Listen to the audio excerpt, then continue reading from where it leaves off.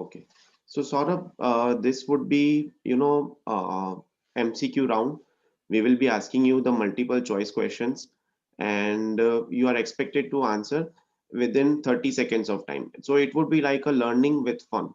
As you have Okay, sir. seen the show Kaun Banega Crorepati. So this is like Kaun Banega Testing Ka Badshah. Okay. Okay, okay. So all the questions are very simple and they are basically related to all, foundation levels of testing. So Okay, sir. let us start then. Okay. So the first question is, what is visible to end users is a deviation from the specific or expected behavior. This is called an error, a fault, a failure, a defect, or a mistake.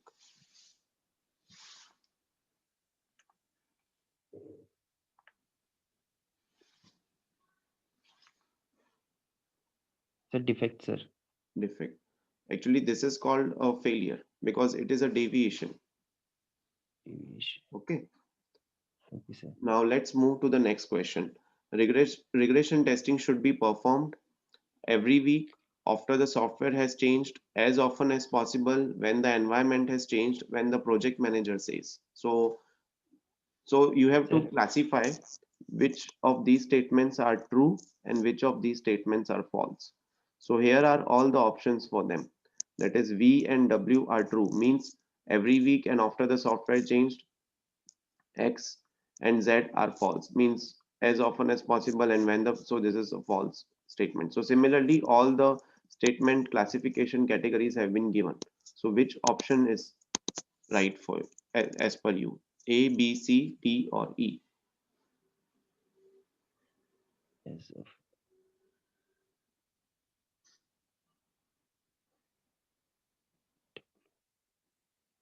Sir, W is true one. Hmm. Yeah. So you have to tell me which are all the statements are true or false. So you are telling W is true one. Okay. Yes, sir.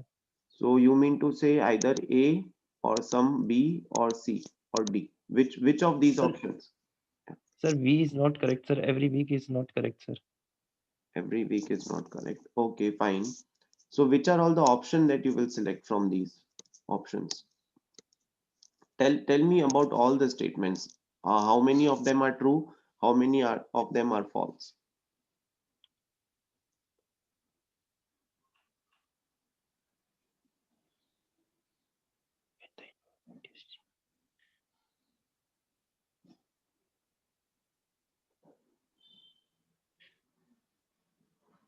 Shall I help you? Sir, yes, sir, sir. W and sir Y. Yeah.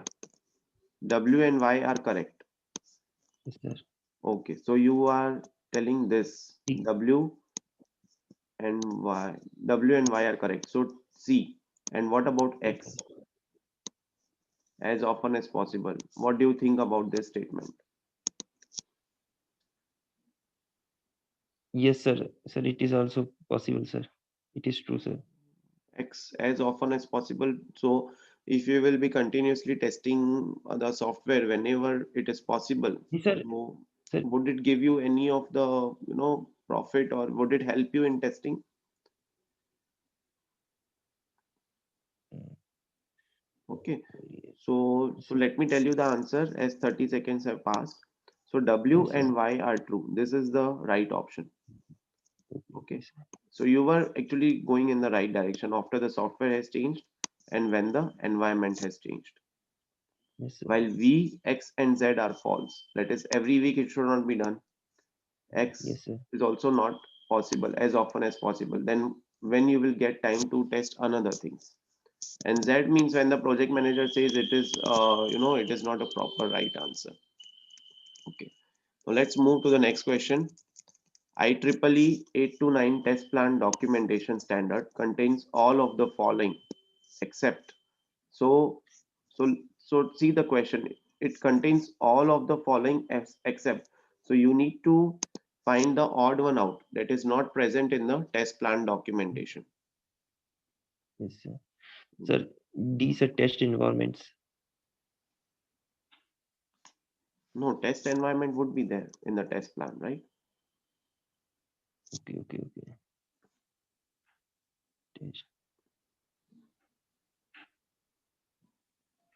The test delivers. No, test deliverables will also be part, like which are all the testing deliverable items that you will be giving at the end of this release. So that also you need to document. So the right answer is test specification. It is not a part of this documentation. Okay. Okay, sir. Now testing should be stopped when. So when should we stop testing? So the first option is all the planned tests have been run or time Sir, has first run is out. correct. Sorry. Sir, first is correct, sir. Sir, all tests has been correctly run out. Hmm. Run. Hmm. And what about other options? Are you Sir, confident? and C, sir. Sir, yes, sir. A and C, sir, both are correct. D. A and C. Okay. You are telling all the planned tests have been run and all faults have been fixed correctly. Yes, Okay. sir. And what about this? If there is any risk, if that is No, sir. also It is. pending, still you will stop the testing? It is depend on for the system being tested. Sir, my best way to answer, sir, Hmm. A and C, sir. Is Actually, the right answer for this is option E. Now, let's say you are testing an application, and after completing testing, also there is some risk involved, which the team is feeling that this is also a risk, and so we cannot deliver the software to the customer, right? So, so it depends on the risk, which are all the systems that are there under the testing, which are all the risk involved in that. Once you are run, once the risk mitigation has been done, once you are clearing that level, then you can frankly say that testing can be stopped. Now we have done our best over here. yes, This, all the planned tests have been run, all the faults have been fixed. This is kind of a what I would say is a test procedure for all the projects. You will be doing this, you will be planning some test and you'll be fixing the faults. But but if you don't meet the risk that are involved in the system, then the customer will highlight the issues at the time of production. So it is very much necessary that you highlight the risk, you see what are all the risks that are being involved into the system, and then you can go further. okay, okay, sir. Okay. Okay, sir. Okay, now next question is,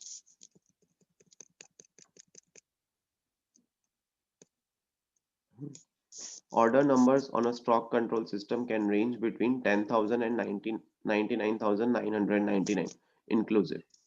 Which of the following inputs might be a result of designing tests for only valid equivalence classes and valid boundaries? So you have to identify the inputs that you will select from these values, which are valid as an equivalence partitioning also and as an valid boundaries as well.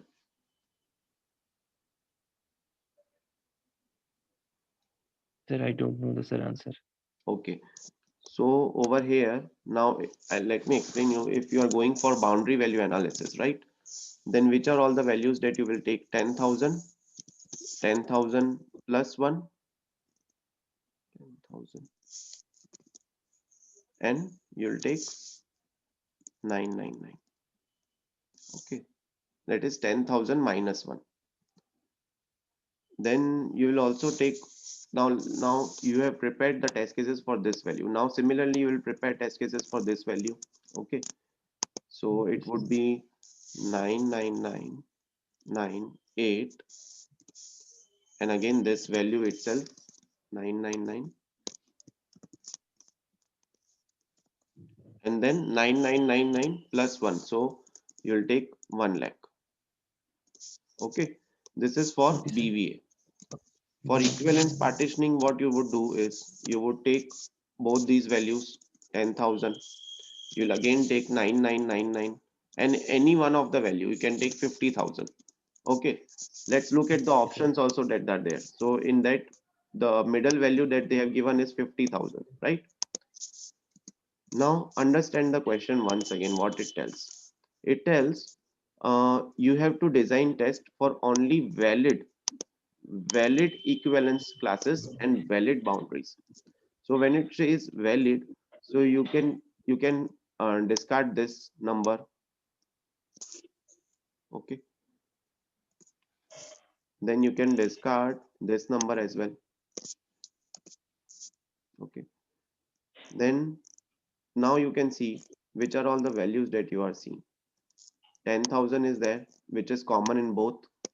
Okay, then this 5-digit 9 is there, which is again common in both. Yes, sir. You can remove this also, that is also invalid. And then you can get either 50,000 or you can take 10,001. Now you can see 10,001 is not there in any of the options, so go for 50,000. So automatically this would become your right answer. Okay, so this is how Yes, you sir. have to deal when you get these testing techniques in the options. You have to mark your answer based on the options visibility that you see over there. Okay, Yes, so sir. for fifth, the right option would be C. C option. Yeah. Now let's move to the next question. Non-functional system testing includes. Let me go. What did I do? Yeah. Non-functional testing system testing includes A. Testing to see where the system does not function properly. Testing quality attributes of the system including performance and usability. Testing a system feature using only the software required for that action. Testing a system feature using only the software required for that function, or testing for functions that should not exist.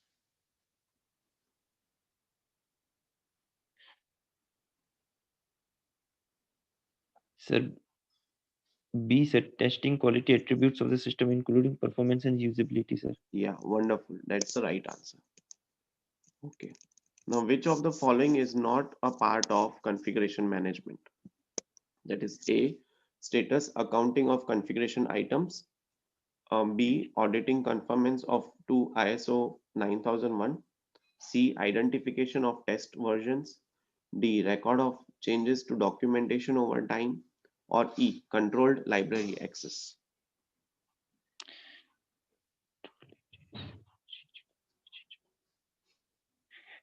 Status.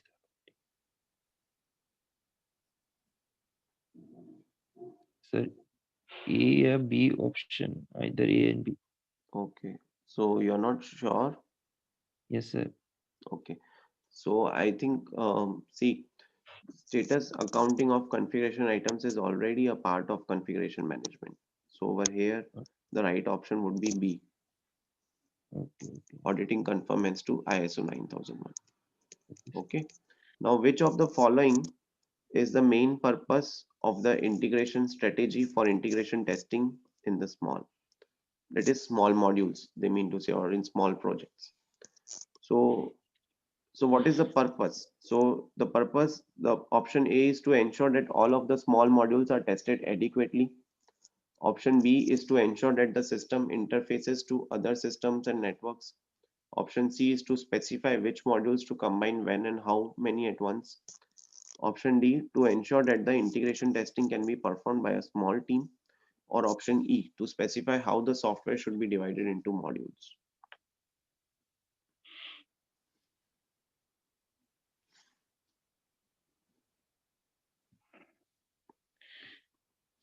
So when you are defining the strategy, so what are all the things that you should take? Sir, option D, sir, to ensure the integration team can be performed by small team, sir. Okay, but over here you see the purpose is that they are ensuring that the integration testing can be performed by a small team. Means let's say if they have 2 to 3 members, then integration testing Yes, should be sir. performed. But the Yes, sir. testing strategy should not define based on how many people are there in the team. The right answer is option C, to specify which modules to combine when and how many at once. Let's say you have a simple object, say pen, which you have to test. So first you will test the body, then you will test the refill, and then you will integrate refill with the body. Then again you will integrate the entire body of the pen with the cap of the pen, and then you will do integration testing. Okay. Yes, sir. So it is very much important to combine when and how many at one time they are going to be covered in an application. Okay.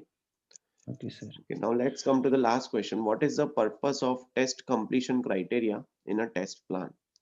To know when a specific test has finished its execution, or to ensure that the test case specification is complete, to set the criteria used in generating testing inputs, to know when test planning is complete, to plan when to stop testing. So which is the right option from this for test completion criteria? You'll get an answer from this keyword, test completion criteria. Sir, sir, either A and B, sir. E. E is the right answer. The, to plan when to stop testing. So that is actually the main purpose of test completion criteria. Okay. Yes, sir. Okay. Let me stop. Yeah. So we are done with all the multiple choice questions. And these multiple choice questions were very easy, straightforward, but the options that were designed into these questions were tricky. That is, it would confuse the user, or interview person who is giving the interviewee, that which option to select. Okay. Yes, sir. So this was there. Okay, now let's move then to the subjective question answers. So what is functional testing? Functional testing is a software testing that functional testing is software testing that that validates the software system Mhm. for against the requirementation and documentation. Sir, functional testing is to test the each steps of a Hmm. function. So it is provides a appropriate input and it is also provide for verification documents, sir. Right, right. So it is basically testing all the features and functionality of an application as per the requirement documents that we will get.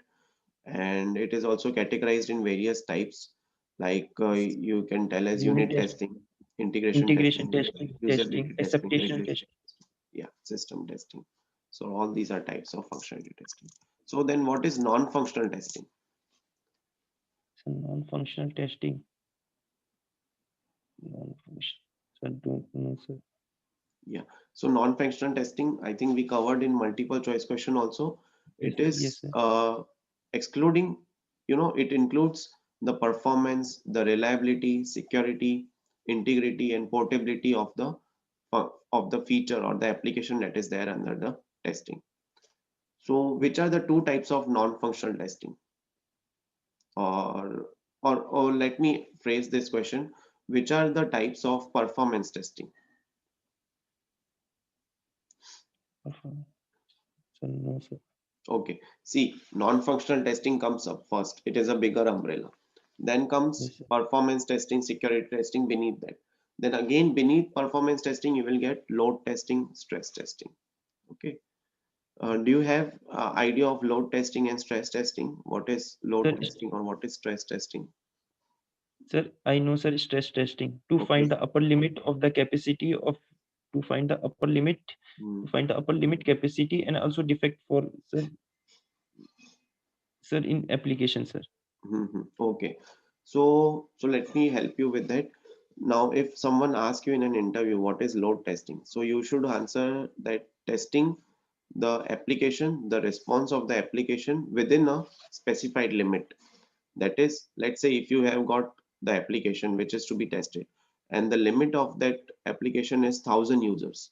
That is, it should work properly for 1,000 users. So how you will conduct a load testing for that? First, you will test the application for 10 users, then 50, then 100, then 500, and so on gradually for you'll reach till 1,000 limit. And once you reach till 1,000 limit, then you don't have to test it further. That is called load testing. How is the behavior of the application when 500 users were there or 1,000 users were accessing it at the same time? Now, stress testing is testing beyond the limit. Okay, that is, let's say if we take the same example, that is, we have to test from 0 to 1,000 users. Then you will start testing from 1,001 user.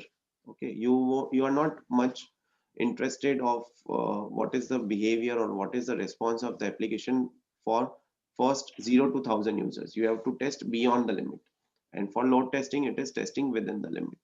Okay. Okay. Okay, sir. What is RTM? That is requirement traceability matrix. So what do you mean by that?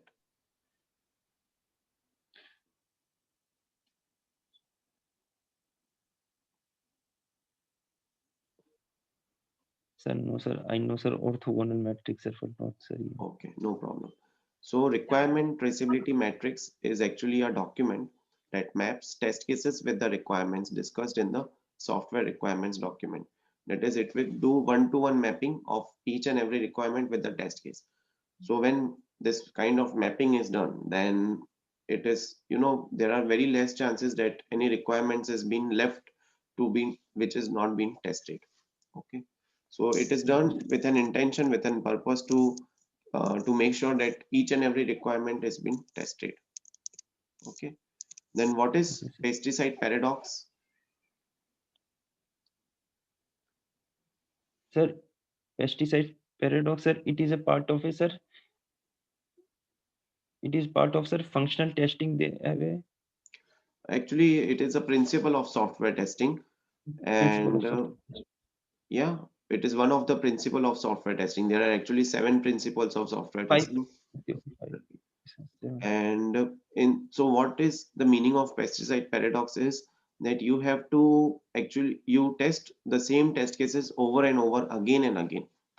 So because of that, what would happen? Ultimately, you would stop finding defects into the software because you are running the same test cases again and again.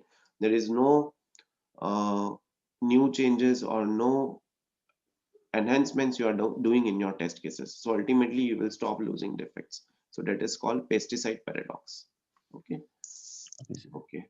So, Saurabh, we are done with the interview, both mock interview, the subjective and the MCQ type. Would you like to, do you have any questions for us? No, sir. You explained, sir, very well, and sir, thanks a lot, sir. I learned, sir, so much, sir. Yeah, it is good.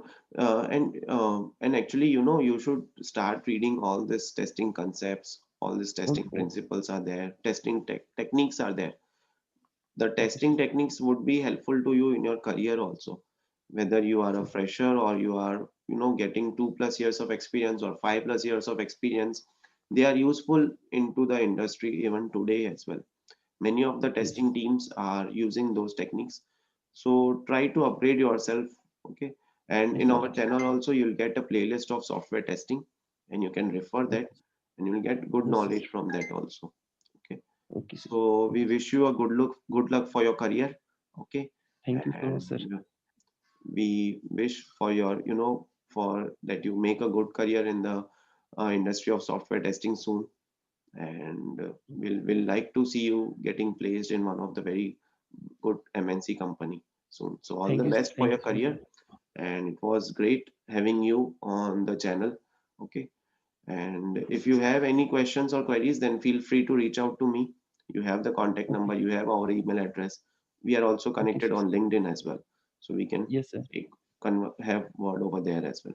So this Okay, session sir. is recorded, and I'll create a YouTube link also for that, so that you can also refer it and other people in the community can also get a chance Yes, sir. that which are all Yes, the yes. questions that are being asked in a software testing interview. Okay. Okay, sir. So Okay. thank you for your time, Saurabh. It was nice Thank talking you, to sir, you. so much, sir. Yeah. Yes, sir. Thank you. Thank you so much, sir. Thank Thank you so much.